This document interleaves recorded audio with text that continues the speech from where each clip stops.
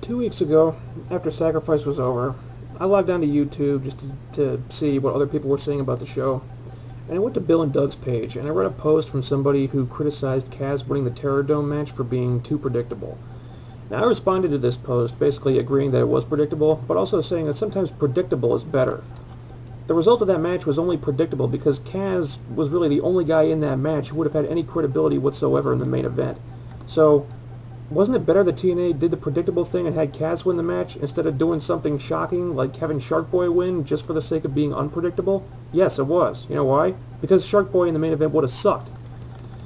Now, the reason I'm telling you guys this is because for this week's video, I think it's time that we made a distinction between predictable and unpredictable angles of pro wrestling and tried to understand the pros and cons of each.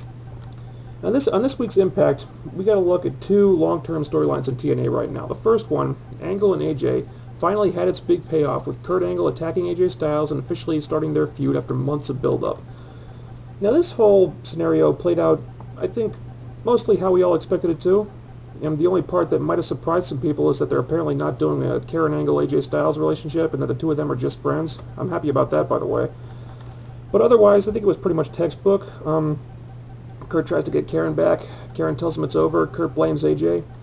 And then when Kurt ran down to the ring at the end of the show with that steel chair, everyone on the planet except Mike Tenay and Don West knew what was going to happen. But that doesn't mean it didn't work. And the reason it worked was because it played out exactly like we thought it would. You know, something that Vince Russo hasn't always seemed to understand is that sometimes a shocking news story development doesn't work because it's shocking, because the shocking thing that just happened doesn't make any sense. Now, I'm not picking on Vince Russo here, because he's not the only one who's been guilty of this by a long shot. You know, sometimes it's okay if we can see the destination as long as the journey getting there is worth taking. And a lot of the times in pro wrestling these days, you'll think an angle is going one way, and then they'll do some crazy plot twist that ruins it just to try to swerve us. You know, Hornswoggle's Vince McMahon's son, Kane murdered Katie Vick, Chronic turned heel on Goldberg, stuff like that.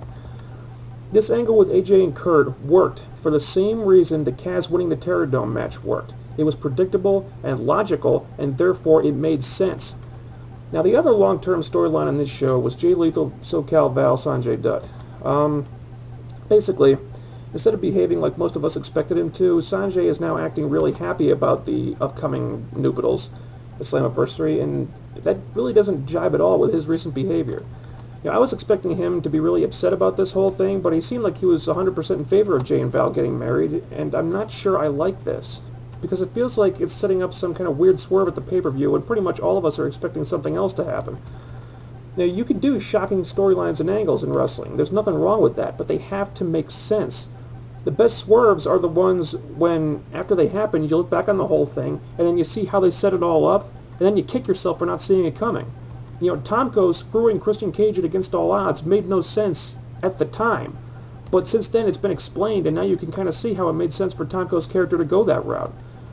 So, I'm going to wait and see what happens with this Sanjay Dutt angle, but I really hope that the writers have thought this through carefully, because if it turns into some bizarre swerve just for the sake of surprising people, like, for example, Sanjay isn't really in love with Val, he's actually in love with Jay Lethal, they're going to ruin like 6 months worth of build-up for nothing.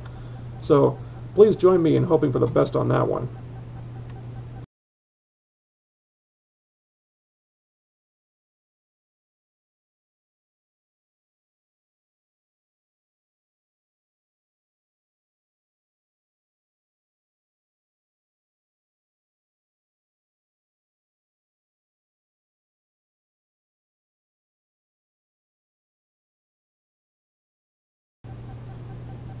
This was another tough Impact to review. There was a lot of pay-per-view hype, some good angle and storyline progression with the card starting to take shape, but also very little wrestling, and something that really concerns me, a lot of wasted time.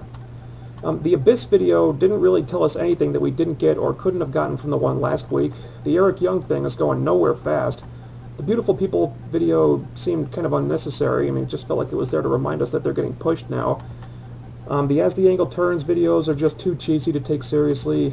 The video explaining the King of the Mountain rules was very good, but then later on they had Jeremy Borash explain the King of the Mountain rules again, so the whole thing felt pointless.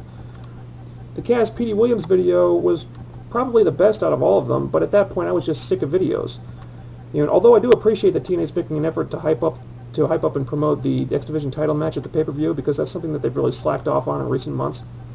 But since there were so many video packages on this show already, I think a better way to do this would have been for Kaz to have a match and or cut a promo on Petey Williams, basically just saying, look, don't get used to wearing that belt, man, because I'm coming for it at Slammiversary and you can't stop me. And finally, there was the Sting video. And again, I really failed to see the point of Sting taking us on a trip down memory lane.